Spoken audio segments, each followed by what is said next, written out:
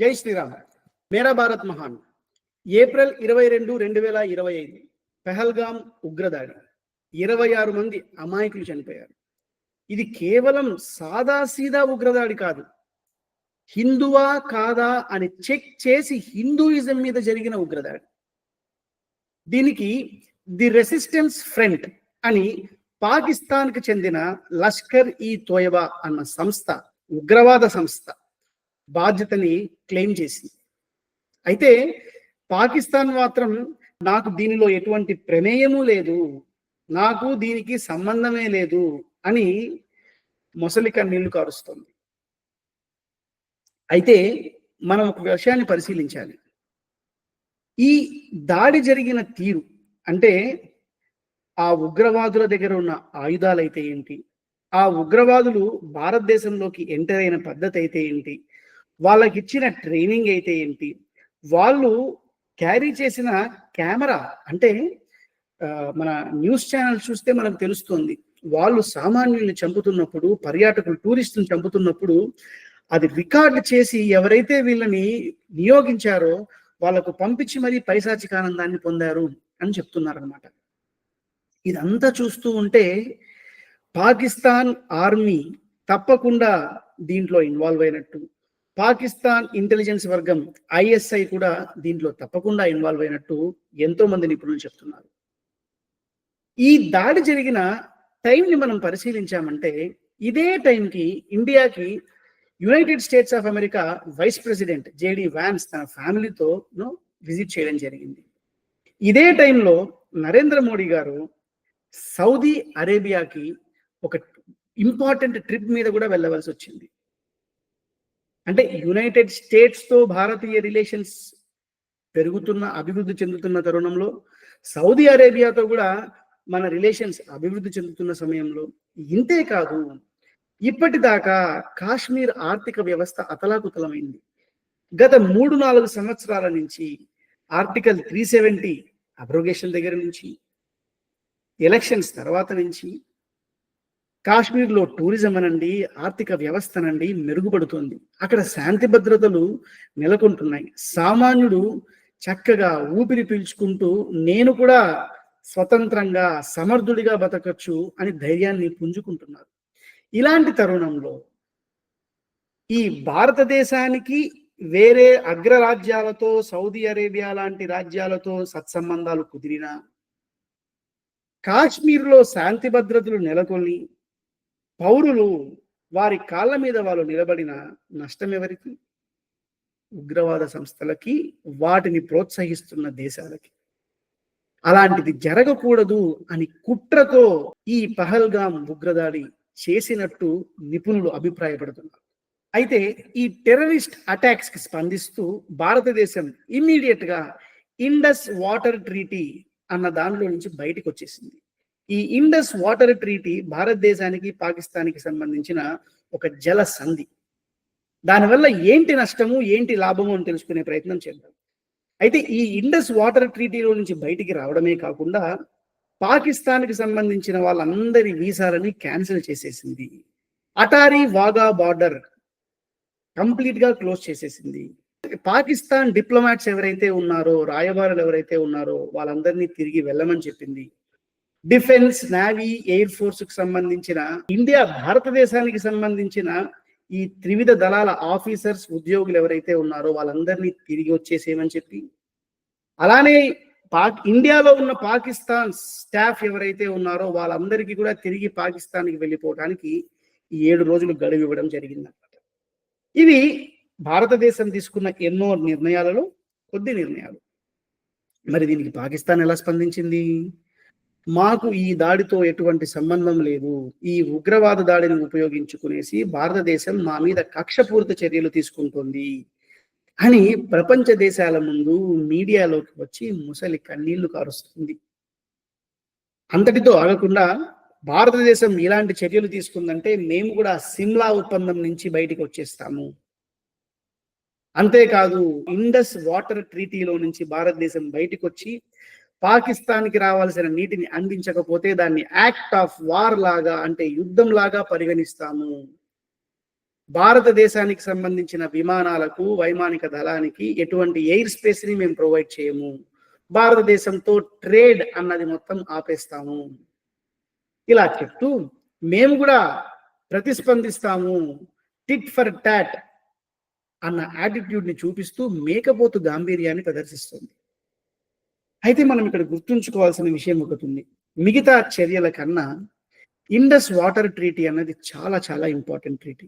దానిలో నుంచి ఇండియా బయటికి వచ్చేసి పాకిస్తాన్కి కోఆపరేట్ చేయకపోతే జరిగే నష్టము పాకిస్తాన్ తట్టుకోలేదు. ఇది మనం గుర్తుంచుకోవాలి. అందుకే డైరెక్ట్ గా ఇది చెప్తే తన పరువు ఎక్కడ పోతుందో, ఉగ్రవాదాన్ని కంట్రోల్ చేసే శక్తి తనకి లేదు. అలా అని ఈ నీటిని వదులుకోలేదు. అందుకని మీడియా ముందుకు వచ్చేసి పెద్ద పెద్ద మాటలు మాట్లాడే ప్రయత్నం పాకిస్తాన్ అధికారులు చేస్తున్నారని స్పష్టమవుతుంది. మొదటిగా ఇండస్ వాటర్ ట్రీటీ ఎందుకు, అసలు ఈ ట్రీటీ ఏంటి, ఎప్పుడు జరిగింది, దానిలో ఇంపార్టెంట్ విషయాలు ఏంటి అని తెలుసుకునే ప్రయత్నం చేద్దాం. బ్రిటిష్ ఇండియా, పాకిస్తాన్, బంగ్లాదేశ్ ఈ ప్రదేశాన్ని అంతా పాలిస్తున్నప్పుడు వాళ్ళ యొక్క క్రాప్స్ అంటే కమర్షియల్ క్రాప్స్ అంటే షుగర్ కేన్ అనండి, లేకపోతే రైస్ అనండి, లేకపోతే వీట్ అనండి, ఇలాంటి వాటన్నిటికీ ఒక సపోర్ట్ సిస్టమ్ గా ఇరిగేషన్ సిస్టమ్ ని తయారు చేసింది. ఆ ఇరిగేషన్ సిస్టమ్ లో భాగంగా ఇండస్ నది మీద, అంటే సింధు నది అని అంటాం కదా మనం, ఆ ఇండస్ నది మీద ఎన్నో ప్రాజెక్ట్స్ కట్టిందన్నమాట. ఆ ప్రాజెక్ట్స్ కట్టి దాని ద్వారా పాకిస్తాన్ లో ఉన్న సింధ్, పంజాబ్ ఇలాంటి అనేక ప్రావిన్సెస్ కు వాటర్ సప్లై చేసి అక్కడ అగ్రికల్చర్ ని చేసి వాళ్ళ ఊరికి అంటే ఆ పాశ్చాత్య దేశాలకు ఎక్స్పోర్ట్ చేసేవారు అని మనకి చరిత్ర చెప్తుంది. అయితే భారతదేశానికి, పాకిస్తాన్కి స్వతంత్రం వచ్చినప్పుడు హడావిడిగా ఈ బ్రిటిషర్స్ చేసిన తప్పులు, అనేక తప్పులలో ఇంకొక తప్పు సరిగ్గా బార్డర్స్ గీయకపోవటం. ఈ బార్డర్ గీసేటప్పుడు ఈ బార్డర్ ఈ ఇండస్ నది మీద, దాని ఉపనదుల మీదుగా గీయడం జరిగింది. దాని ద్వారా ఏం జరిగింది అని అంటే, ఇరిగేషన్ ప్రాజెక్ట్స్ అన్ని భారతదేశంలో, ఆ ఇరిగేషన్ ప్రాజెక్ట్స్ ద్వారా సాగు అయ్యే భూమి పాకిస్తాన్లో ఉండడం జరిగింది. సో ఈ పాకిస్తాన్లో భూమి సాగు జరగాలి, వాళ్ళ ఫుడ్ సెక్యూరిటీ ఏర్పడాలి అని అంటే భారతదేశంలో ఉన్న ఈ ప్రాజెక్ట్స్ ద్వారా నీటిని మనం వదలాలి. లేకపోతే పాకిస్తాన్ అనేక ఇబ్బందులని ఎదుర్కోవాల్సి ఉంటుందన్నమాట. ఈ ట్రీటీని 1960వ సంవత్సరంలో 9 సంవత్సరాల సుదీర్ఘ చర్చల అనంతరం అప్పటి భారత ప్రధాని జవహర్ లాల్ నెహ్రూ, పాకిస్తాన్ రాష్ట్రపతి ఆయూబ్ ఖాన్ సంతకాలు పెట్టడం జరిగిందనమాట. అయితే దీనికి మధ్యవర్తిగా వరల్డ్ బ్యాంక్ వ్యవహరించింది. ఈ ట్రీటీలో ఎటువంటి గొడవలు వచ్చినా కానీ ఒక పర్మనెంట్ ఇండస్ కమిషన్ అన్నదాన్ని ఎస్టాబ్లిష్ చేసుకునేసి అన్ని ప్రాబ్లమ్స్ ని దాని ద్వారా పరిశీలించి సాల్వ్ చేసుకోవాలి అన్న నిర్ణయాన్ని తీసుకున్నారనమాట. ఈ ట్రీటీ, ఈ సంధి ఏదైతే ఉందో ప్రపంచంలోనే అంటే 2 దేశాల మధ్య ఉన్న వాటర్ ట్రీటీస్ కి ఆదర్శంగా ఉందన్నమాట. అంటే ఒకసారి మనం ఆలోచించాలి, ఈ ట్రీటీ ద్వారా భారత్కి, ఈ సంధి ద్వారా భారతదేశానికి ఈ ఇండస్ దాని ఉపనదుల ద్వారా ఉన్న నీటిలో 30% మాత్రమే వస్తాయి, 70% పాకిస్తాన్కి వెళ్తాయి. అయినప్పటికీ శాంతి భద్రతల దృష్ట్యా, పాకిస్తాన్ సామాన్య ప్రజల దృష్ట్యా, మానవతా దృక్పథంతో ఎంతో మంది భారత్కి, ఇండియాకి సలహా ఇచ్చినా ఇది సరికాదు, అట్లీస్ట్ 50-50 అన్నా మీరు చేసుకోవాలని అన్నప్పుడు అలా కాదు, పర్వాలేదు 30% మాకుండి 75% వాళ్ళకున్నా పర్లేదు, శాంతి, క్రాస్ బార్డర్ టెర్రరిజం అన్నది ఆగాలి, అటుపక్కన వాళ్ళు మనుషులే, మేము మనుషులమే కదా, సో అటుపక్కన వాళ్ళు లబ్ధి పొందితే తప్పేమీ లేదు అన్న సత్ సంకల్పంతో, మంచి ఆలోచనతో ఈ విధమైన సంధికి మన వాళ్ళు ఒప్పుకోవడం జరిగింది. దీంట్లో మనం గమనించామంటే అప్పర్ రైపారియన్ అండ్ లోయర్ రైపారియన్ అంటారనమాట. అంటే దిగువ ప్రాంతం, ఎగువ ప్రాంతం అని అంటాం కదా.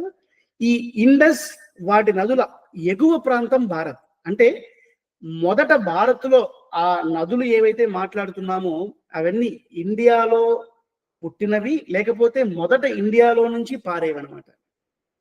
సో నార్మల్గా ఎక్కడైనా గమనించామంటే అప్పర్ రైపారియన్ ప్రాంతానికి అధికారం ఎక్కువ ఉంటుంది. పాకిస్తాన్ ఇక్కడ దిగువ ప్రాంతం అంటే లోయర్ రైపారియన్ ప్రాంతం. ఈ సంధి ప్రకారం, ఈ సంధికి అనుగుణంగా ఏం జరిగింది అని అంటే, తూర్పు రివర్లు, తూర్పు నదులు, పడమర నదులు అని క్లాసిఫై చేయడం జరిగిందనమాట. దాంట్లో తూర్పు నదులు రావి, బియాస్, సట్లజ్. పడమర నదులు జీలం, చీనాబ్, ఇండస్. ఈ ట్రీటీ ఆధారంగా పడమర నదులు అంటే వెస్టర్న్ రివర్స్ ఏవైతే ఉన్నాయో జీలం, చీనాబ్, ఇండస్, అది పాకిస్తాన్కి ఇచ్చి, దాని కంట్రోల్ పాకిస్తాన్కి ఇచ్చి, ఇండియాకు సట్లజ్, రావి అండ్ బియాస్ అన్న ఈ ఇండస్ యొక్క ఉపనదుల యొక్క కంట్రోల్ ఇవ్వడం జరిగిందనమాట. సో 3 నదులకు సంబంధించిన నీరు వాళ్ళకి, 3 నదులకు సంబంధించిన నీళ్లు మనకి అనే విధంగా ఈ ఒప్పందం చేసుకోవడం జరిగింది. సో మొత్తంగా మనం పరిశీలిస్తే ఈ ఇండస్ రివర్ వాటర్ ట్రీటీ ఎవరికి ఎక్కువ అడ్వాంటేజ్ గా ఉందంటే పాకిస్తాన్కే ఎక్కువ అడ్వాంటేజ్ గా ఉందన్నమాట. ఇండియాకి 30%, పాకిస్తాన్కి 70% పోయినప్పటికీ మనం వారికి స్వతంత్రం నుంచి ఈ రోజు వరకు కోఆపరేట్ చేయడం జరుగుతూనే ఉంది. అయితే చాలా మంది ఈ రోజులు అలా భారతదేశం ఈ ఇండస్ వాటర్ ట్రీటీని క్యాన్సిల్ చేయకూడదు, చేయటం తప్పు అని మీడియా ముందుకు వచ్చి మాట్లాడుతున్నారు. అలా రాకూడదా అని అంటే, article 62, article 62 of Vienna convention on the law of treaties అన్న ఒక ఒప్పందం ప్రకారం ఎన్ని ట్రీటీస్ అయినా, అంటే ఎన్ని త్రైపాక్షికాల ఎన్ని సంబంధాలతో మనం ట్రీటీస్ చేసుకున్నా, ఎన్ని రాష్ట్రాలతో, రాజ్యాలతో మనం ట్రీటీ చేసుకున్నా కానీ ఆ సందులు కుదుర్చుకున్న రోజున్న పరిణామాలకు విరుద్ధంగా ఏదన్నా జరిగితే తప్పకుండా, because it is a fundamental change, minimum change కదా, ఆ రోజు నేనున్న పరిస్థితులకు అనుగుణంగా ఈ ట్రీటీ చేయడం జరిగింది. కానీ ఈ రోజు పాకిస్తాన్ ఏ శాంతి భద్రతలు అయితే మనం దృష్టిలో పెట్టుకునేసి తనకు అవకాశాలు ఇచ్చాము వాటినే ఉల్లంఘిస్తున్నప్పుడు, this is a fundamental thing that Pakistan has to head here. Pakistan ఇది ఫాలో అవ్వకపోతే మనం కూడా ఫాలో అవ్వాల్సిన అవసరం లేదు అని ఈ ట్రీటీ మనకి ఇండైరెక్ట్ గా చెప్తుంది. ఇది ఒక లీగల్ గ్రౌండ్ గా భారతదేశం ఉపయోగించుకునేసి దీంట్లో నుంచి బయటికి వచ్చే అవకాశం ఎంతైనా ఉంది. సో పాకిస్తాన్ శాంతి భద్రతలకు సహకరించినంత వరకు ఇండియా వాళ్ళకు చేసుకున్న ఏ ట్రీటీని గౌరవించాల్సిన అవసరం లేదు, వాటి మీద నిలబడాల్సిన అవసరం లేదు. ఇది మనం గుర్తుంచుకోవాలి. ఇది తెలియకుండా మాట్లాడే వాళ్ళందరికీ ఒకసారి article 62 of Vienna convention on the law of treaties ని చదవని విజ్ఞప్తి చేస్తున్నాను. ఇండియా బయటికి వస్తే నష్టం ఎవరికి? ఇండియాకా, పాకిస్తాన్కా? పాకిస్తాన్ ఎందుకు అంత భయపడుతుంది?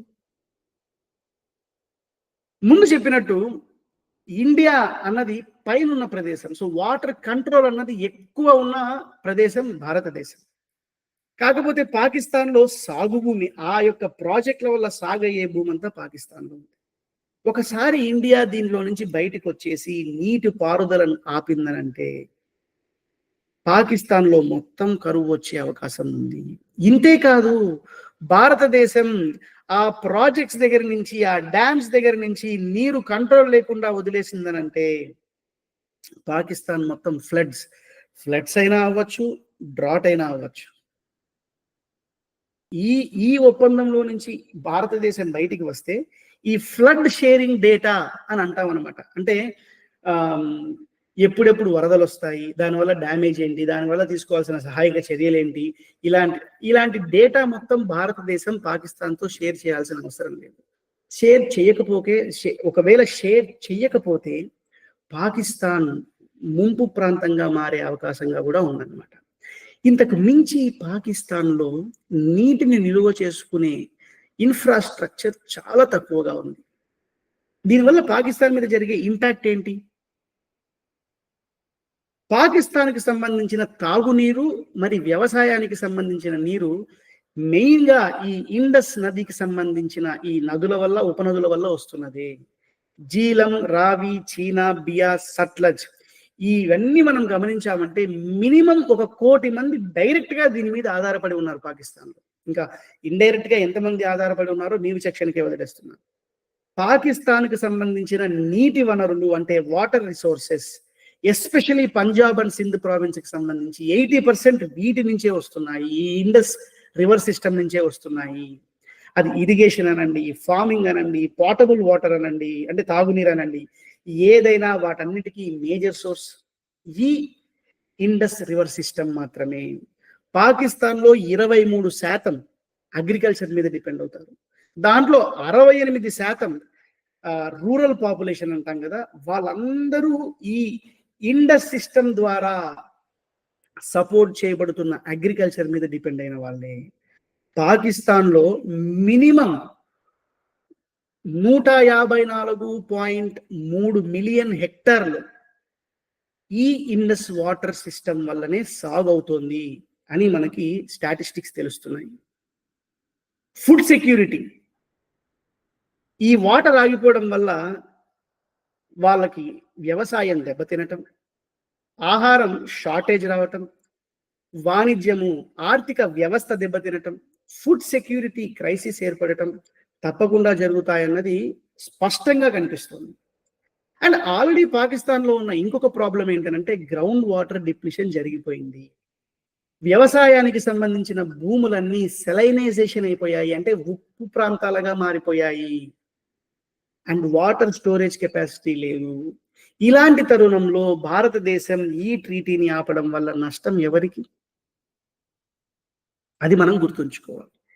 అయితే భారతదేశం ఈ ఒప్పందాన్ని రద్దు చేసుకోవాల్సిన అవసరం ఎవరి వల్ల వస్తుంది, ఎందుకు వస్తుంది?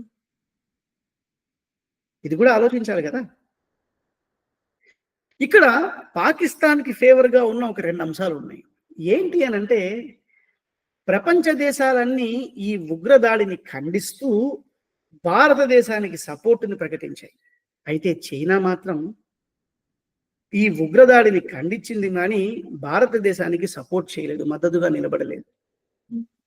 ఎందుకు చైనా ఇక్కడ ఇంపార్టెంట్ అని అంటే, కోల్డ్ వార్ ఎప్పుడైతే సోవియట్ యూనియన్ కుప్పకూలిపోయిందో దాని తర్వాత ప్రపంచంలో అనేక మార్పులు జరిగాయి.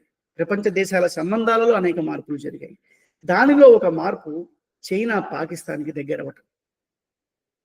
ఈరోజు పాకిస్తాన్లో ఉన్న మిలిటరీ ఎక్విప్మెంట్ 80% దాదాపు చైనా వాళ్ళు అందించినవే అని మనకి ఇంటర్నెట్లో మనం చదివితే మనకు అఫీషియల్ సోర్సెస్ ద్వారా కూడా తెలిసే అవకాశాలు ఉన్నాయి.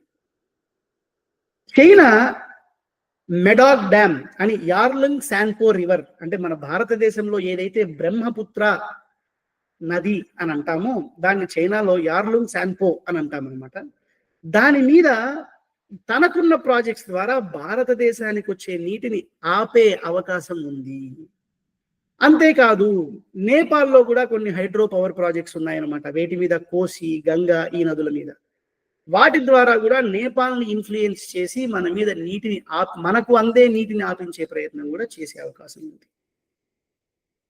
ఇంతేకాదు చైనాతో పాటు టర్కీ కూడా పాకిస్తాన్కి సపోర్ట్ చేస్తున్నట్టు మనకు కనిపిస్తుంది. మిగతా దేశాలన్నీ పాకిస్తాన్ వైఖరిని ఖండిస్తూ ఉంటే ఈ 2 దేశాలు మాత్రం ఖండించకపోగా ఇండైరెక్ట్ గా సపోర్ట్ చేస్తున్నాయా అన్నట్టు ప్రవర్తిస్తున్నాయి అన్నమాట. ఇది ఎన్నో ఏళ్ల నుంచి జరుగుతుంది. ఈ రోజు మనకు స్పష్టంగా బయటకు వచ్చి వీళ్ళు మాట్లాడకపోయినా ఎన్నో సంవత్సరాలుగా జరుగుతున్న విషయం ఇదే. సరే, ఇలాంటి పరిస్థితులలో ఏం జరగచ్చు? పాకిస్తాన్ నిజంగా మన మీద యుద్ధానికి వచ్చే స్థితిలో ఉందా అంటే, ఒక్కసారి మనం పాకిస్తాన్ గురించి నెట్లో చదవండి. మీరు economic crisis of Pakistan, ground reality in Pakistan అని నెట్లో కొట్టి చదవండి, మీకు తెలుస్తుంది. పాకిస్తాన్ ఆర్థిక వ్యవస్థ మొత్తం కుప్పకూలిపోయింది. పాకిస్తాన్ ముందు నుంచి ఎలాంటి పరిస్థితిలో ఉందనంటే, అది ఫెయిల్డ్ స్టేట్ అయినా కానీ ఇప్పటిదాకా ఫెయిల్ అవ్వలేదు. ఎందుకు ఫెయిల్ అవ్వలేదు అని అంటే, ప్రపంచ దేశాలు, ప్రపంచ వ్యవస్థ వాటికి కాస్తో కూస్తో ఆర్థిక సహాయాన్ని చేస్తూ ముందుకు తీసుకెళ్తూ సపోర్ట్ చేస్తూ ఉన్నారు. కానీ ఇప్పటి వరకు ఒక పర్ఫెక్ట్ ఎకనామిక్ కండిషన్కి పాకిస్తాన్ రాలేకపోయిందనే మనం చెప్పుకోవాలి. ఇలా ఆర్థిక వ్యవస్థ అతలాకుతలంగా ఉన్న పాకిస్తాన్ భారతదేశం మీద దాడికి రెడీయే అని అంటే అది ఆశ్చర్యం కాక ఇంకేంటి. నీ ఇంటి లోపల ఉన్న వాళ్ళనే నువ్వు కాపాడుకోలేక వారికి ఆహారాన్ని, వాణిజ్యాన్ని, వ్యవస్థని, అభివృద్ధిని అందించలేని నువ్వు బయటి దేశాలతో యుద్ధం ఎలా చేయగలుగుతావు? ఫారిన్ లోన్ మీద, అది ఫారిన్ ఇన్స్టిట్యూషన్స్ అవ్వచ్చు, ఫారిన్ కంట్రీస్ అవ్వచ్చు, ఇలాంటి వాళ్ళు లోన్ ఇస్తే కానీ నీ దేశం నడవని స్థితిలో ఉంది కదా. నీ నెలవారీ ఖర్చులు ఏవైతే ఉన్నాయో, శాలరీస్ ఏవైతే ఉన్నాయో, ఆ ఖర్చులన్నిటికీ బయట దేశాల మీద ఆధారపడే పరిస్థితిలో నువ్వు ఉండేసి యుద్ధానికి సిద్ధం అని అంటే నవ్వు రావట్లేదా? యుద్ధం అంటే ఎంత డబ్బు ఖర్చు, ఎంత ప్రాణ నష్టం, ఎంతో ఎక్స్పెండిచర్ని మనం కట్ చేసుకునేసి యుద్ధం వైపు మరలించాలి కదా. అలాంటిది ఇండియా, పోనీ ఇండియా అంటే తనలాంటి దేశమా అని అంటే అన్ని రంగాల్లో దూసుకు వెళ్తూ అభివృద్ధి పదంలో నడుస్తూ ప్రపంచంలోనే 5th లార్జెస్ట్ ఎకానమీగా అభివృద్ధి పదంలో నడుస్తున్న భారతదేశంతో పాకిస్తాన్ నీతో నేను యుద్ధానికి సిద్ధము అని తన తప్పుకు తనే యుద్ధాన్ని ప్రకటించే స్థితిలో ఉంది అని అంటే హాస్యాస్పదం. ఓకే, యుద్ధం ప్రకటిస్తుందా, ప్రకటించే అవకాశాలు ఉన్నాయంటే కొద్దిగా ఉన్నాయనే చెప్పాలి. ఎందుకండి? ఆర్థిక వ్యవస్థ బాలేదు అని అంటే, ఇప్పుడు ఒక తప్పు చేసిన వ్యక్తి తన తప్పును కాపాడుకోవడం కోసం ఎదుటి వ్యక్తి మీద ఏ విధంగా అయితే బ్లేమ్ వేస్తాడో, పాకిస్తాన్లో ఉన్న ఇంటర్నల్ ప్రాబ్లమ్స్, ఆ ఇంటర్నల్ ప్రాబ్లమ్స్ ఆర్థిక వ్యవస్థ యొక్క గందరగోళతనమే కాకుండా పాకిస్తాన్లో ఇంటర్నల్ గా ఎంతో ఉగ్రదాడి జరుగుతోంది. ఎంతో మంది చిన్న చిన్న ఉగ్ర మూకలు ఉన్నాయి కదా, అవి పాకిస్తాన్ పౌరుల మీద, పాకిస్తాన్ ఆర్మీ మీద, పాకిస్తాన్ ప్రభుత్వం మీద దాడులు చేసే పరిస్థితి ఏర్పడుతోంది. అక్కడ కరువు పరిస్థితి ఏర్పడింది పాకిస్తాన్లో. ఆర్థిక వ్యవస్థ గురించి ఆల్రెడీ చెప్పుకున్నాము. ఇవన్నీ జరుగుతున్న స్థితిలో పాకిస్తాన్ ప్రజల ముందు పాకిస్తాన్ ఆర్మీ, పాకిస్తాన్ గవర్నమెంట్ యొక్క గౌరవము సంపూర్ణంగా నశించిపోయింది. ఇలాంటప్పుడు ఏం చేయాలి? ఒక ఉద్రేకాన్ని రెచ్చగొట్టాలి. ప్రజలలో వాళ్ళ మీద ఉన్న ద్వేషాన్ననండి, ఆగ్రహాన్ననండి, అసంతృప్తిననండి మళ్లించటానికి వాళ్ళు చేయగలిగిన ఏకైక పని ఏంటి? War with India. ఇండియాతో యుద్ధము, ఇండియాతో యుద్ధం జరిగింది కాబట్టి ఇలాంటి పరిస్థితి వచ్చిందని చరిత్రకు పరిచయం చేసే ప్రయత్నం చేస్తున్నారు. ఇది నేను చెప్తున్న మాట అంటే నేను చెప్తున్న మాట కాదు. మీరు చరిత్రను ఒకసారి గమనించండి. ఇది పాకిస్తాన్ మన మీద ఎప్పుడూ ఉపయోగించిన పద్ధతే. జనరల్ పర్వేజ్ ముషరఫ్ కూడా 1999 కార్గిల్ వారి నేపథ్యాన్ని మనం గమనించామంటే, ఇలాంటి సంక్షోభం పాకిస్తాన్ లో కలిగినప్పుడు దాన్ని కవర్ చేసుకోవడం కోసం, వాళ్ళ యొక్క లీడర్షిప్ ఫెయిల్యూర్ ని కవర్ చేసుకోవడం కోసం యుద్ధాన్ని ప్రకటించడం జరిగింది. సో లోపల అంతర్గత కలహాలనండి, వాళ్ళ అసమర్థతనండి, ప్రజలలో వారి మీద కలుగుతున్న అసంతృప్తి, ద్వేషము, ఇలాంటివన్నిటికీ బదులివ్వలేక పాకిస్తాన్ ఇలాంటి కవ్వించే చర్యలకు దిగుతుంది అని కూడా ఎంతో మంది అభిప్రాయపడుతున్నారు. అయితే ఇంకొకటి కూడా మనం గుర్తుంచుకోవాలి. పాకిస్తాన్ గవర్నమెంట్ ఎప్పుడు పాకిస్తాన్ ఆర్మీ ద్వారానే నియంత్రించబడిందని కూడా మనం చెప్పుకోవాలి. 1-2 రోజుల మినహా, లేకపోతే ఒక నెల రోజుల మినహా పాకిస్తాన్లో ప్రభుత్వాన్ని నడిపింది పాకిస్తాన్ ఆర్మీనే అంటే ఆశ్చర్యార్థకం కాదు. ఇలాంటి పరిస్థితులలో పాకిస్తాన్కి ఇండియాతో వార్ అవసరము. ఎందుకంటే అది సానుభూతి పొందాలన్నా, వాళ్ళ ప్రజలకు సమాధానాలు చెప్పుకోవాలన్నా ఈ యుద్ధమే అవసరము. ఇలాంటి యుద్ధ పరిస్థితిని క్రియేట్ చేయటం కోసమే ఈ పహల్గామ్ ఉగ్రదాడిని పాకిస్తానే చేయించింది అని ఎంతో మంది ఏకకంఠంగా చెప్తున్నారు. చాలా మంది మీడియా ముందుకు వచ్చేసి ఇది ఎన్నో ఉగ్రదాడులు జరిగాయి కదా, దాంట్లో ఒక ఉగ్రదాడే కదా అని అంటున్నారు. సెక్యులరిజం అన్న మాటలు వినిపిస్తున్నాయి. ఇండస్ వాటర్ ట్రీటీలో నుంచి భారతదేశం బయటికి రాకూడదు అన్న సలహాలు కూడా ఇస్తున్నారనమాట. మరి ఇలాంటి సలహాలు ఇచ్చిన వారికి నా ప్రశ్న ఒకటే. భారతదేశంలో రాజ్యాంగం అంటూ ఒకటి ఉంది. అది భారతదేశానికి సార్వభౌమాధికారాన్ని ఇచ్చింది. India is sovereign, India is supreme, India is democratic, India is secular, India is socialist, ఇలాంటివన్నీ మనం చదువుతున్నాం కదా కాన్స్టిట్యూషన్లో. అలాంటి కాన్స్టిట్యూషన్లో ఫండమెంటల్ రైట్స్ అని ఉన్నాయి. ఆ ఫండమెంటల్ రైట్స్లో ఆర్టికల్ 21 రైట్ టు లైఫ్ అన్నది అందరికీ వర్తించే రైట్. అలాంటి రాజ్యాంగంలో ఉన్న ఫండమెంటల్ రైట్స్ని వయలేట్ చేసిన వ్యక్తిని శిక్షించాలి అని మన రాజ్యాంగం చెప్తోంది కదా. మరి ఆ టూరిస్టుల యొక్క ఆర్టికల్ 21ని ఇబ్బంది పడే విధంగా వాళ్ళ ప్రాణాలను తీసి దాన్ని వయలేట్ చేసిన ఈ ఉగ్ర మూకలకు ఎలాంటి శిక్ష పడాలి? Article 14 the right to equality. ఆ రోజు అక్కడ ఈక్వాలిటీ చూసామా? నువ్వు హిందూ అని కదా చంపారు. ఇదేనా ఈక్వాలిటీ అంటే? ఇదేనా సెక్యులరిజం అంటే? ఉగ్రవాదానికి మతం లేదు అని అంటున్నారు. మతం నిజంగా లేదా? Article 15 discrimination, right against discrimination. ఇలాంటి బేసిక్ ఫండమెంటల్ రైట్స్కే హాని జరుగుతోంది కదా. ఎవరికి? భారతదేశంలో బ్రతుకుతున్న ఒక సామాన్యుడికి. ఇలాంటి రైట్స్ ఉల్లంఘనలు జరుగుతున్నప్పటికీ ఒక ఉగ్రవాదిని శిక్షిస్తే, ఉగ్రవాదాన్ని ప్రేరేపిస్తున్న దేశాన్ని వార్నింగ్ ఇస్తే, దాని మీద యుద్ధాన్ని ప్రకటించే పరిస్థితి వస్తే హ్యూమన్ రైట్స్ అని, సెక్యులరిజం అని, పాపమని అంటున్నారే. మరి ఈ పాప భీతి, హ్యూమన్ రైట్స్ అక్కడ ప్రాణాలు కోల్పోయిన అమాయకులకు వర్తించదా? లేకపోతే వాళ్ళ కుటుంబాలకు వర్తించదా? వాళ్ళ కుటుంబాలకు మీ హ్యూమన్ రైట్స్ అనో లేకపోతే ఇంకొకటనో సమాధానం చెప్పి న్యాయం చేస్తుందా? మనం అందరం గుర్తుంచుకోవాల్సిన విషయం ఒకటే. పహల్గామ్ ఉగ్రదాడి ఒక మతం మీద జరిగిన దాడి.